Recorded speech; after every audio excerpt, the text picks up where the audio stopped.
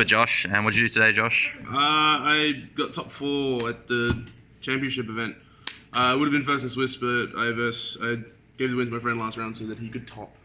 I was 4-0 going to the last round with pure Sky Striker. I was winning anyway. Oh, yeah, whatever, pal. And what happened in top 4? I got smoked by the man himself, Piers. He scythed me, it was pretty good. Locked me under my own gamma in the main deck zone. I had 3 striker cards. I'm like, yes, this is very good. Excellent. That was good, very, very good game, very enjoyable. They didn't time top cut, which is actually fantastic. Alright, let's get into it then. Alright, so I played Pure Strikers. I think this deck's really good, like, if you can, like, play it properly. We played, like, 3 Ray, you have to play 3 of this card. It's just the best card in the deck. Like, it's actually really hard for people to just kill you through this. We don't play Diablos, that card's bad.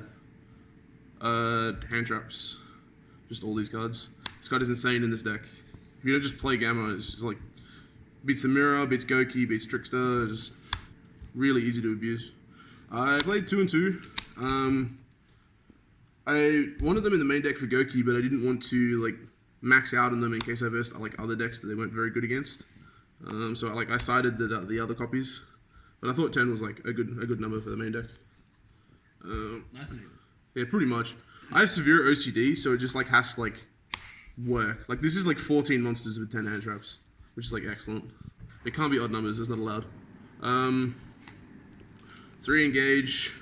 Yes, this card is very expensive for a reason. This card's very good. I own none of these cards. 3 Widow Anchor and 3 Horned Drones. You didn't want to play 2 Widow? No, I think 3 is really relevant. You just need it to like attack the game sometimes. And like even if you can't attack the game and you want to play conservative, there are stages of the game where you can just set all 3 and you just can't lose. So like, I think 3 is mandatory. Because like, if you like don't open well, but you open a Widow Anchor against like decks that play striker cards, then you opened your engine because you can just take theirs and keep playing. For the other ones, I only played 2 Field Spell and 1 multi-roll. This card's very average actually. And I guess he played like decks playing upwards at like 2-3, which is like really bad.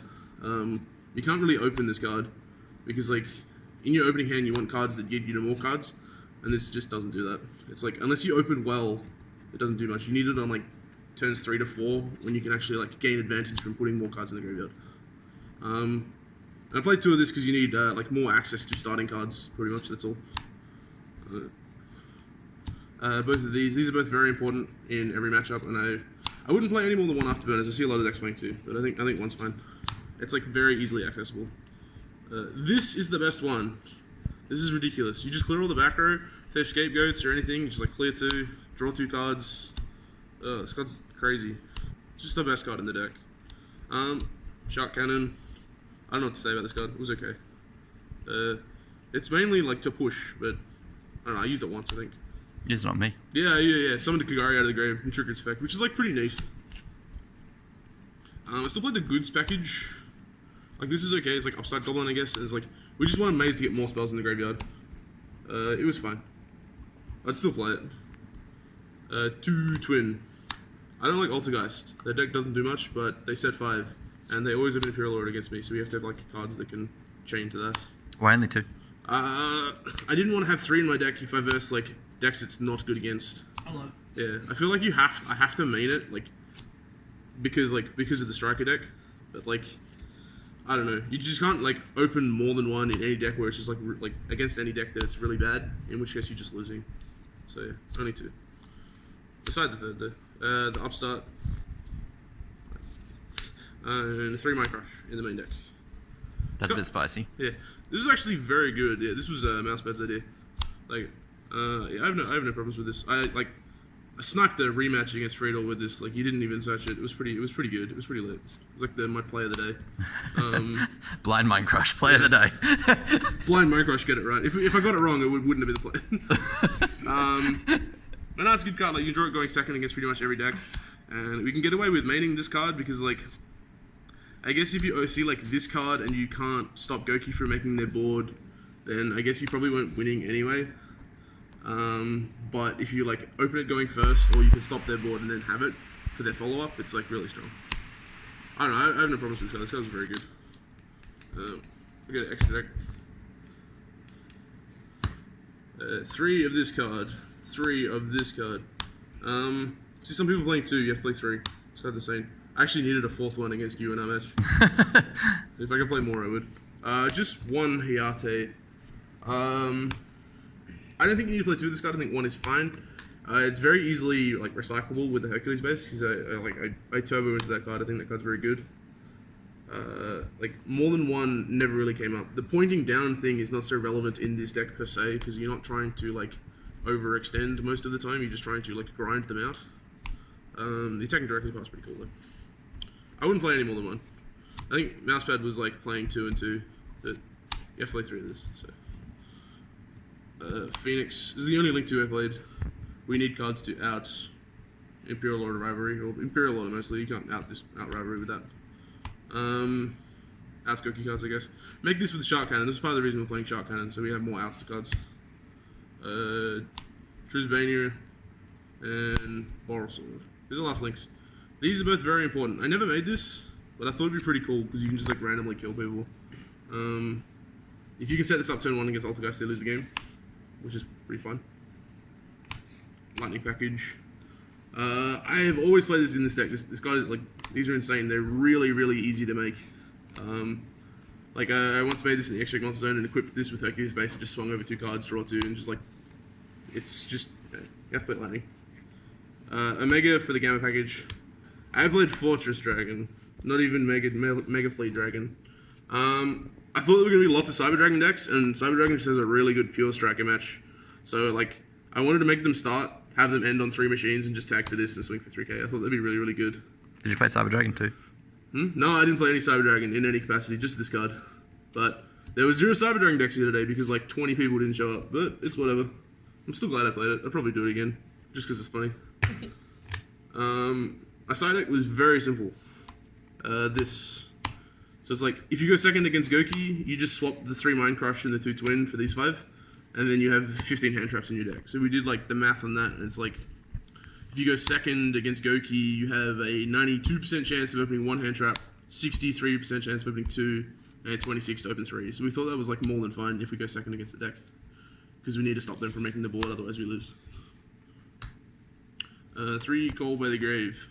Can't main it, in case you versus Goki, but you have to play it in some capacity, I think. It's like really good against Tricksters. You can sort of like temper them out if you just like Call by the Grave their Lilybell when they try to push against you, and it's just like really, really good in that scenario. But other than that, it stops Ring Control, which is fine. It's really important in the mirror too, because you can Call by the Grave their Ray when you're pushing, and it's just really strong. But I didn't play a mirror, so. Shared Ride. This was last second, I had no idea what I was going to put in my deck, so I just put Shared Rides in. It's pretty good against everything. I didn't see it except versus an Invoke deck, and he gave me 4 cards. So this is fine. The Last Twin, and 3 Unending Nightmare for Altergeist. This card's nuts. We were testing it yesterday, my friend played it in his Team Wars, and it was like, he got Imperial Order turn 1, flip this, pop it, and then the guy had Rivalry 2, flip, pop Rivalry, and just like, it's just really good. The time factor isn't really a thing, because if you verse Altergeist is like one of the few decks where you can't actually play at your own pace. You need to be faster than them. If you try to play at their pace, or even at your own pace because you're playing Pure Strikers, they will pick up advantage way faster than you can. So like, in that sort of scenario where you're playing like 15, 20 minute games with this on the board, it's just, you're losing regardless. So there's no, like, it's not really a factor. I think like, being able to just like blow them out and neg all their cards and they can't recover because you have this on the board and then you beat them on the following turn is more than fine. My last card was 1 evenly matched. I only had 1. The correct ratio. The correct amount. You just sack it to win. Yeah, essentially. You just draw it all the time because we're the nuts. But no, I never do. That's when I open Imperial Order. Why can't we open Imperial Order? Yeah, essentially, you know. But it's okay.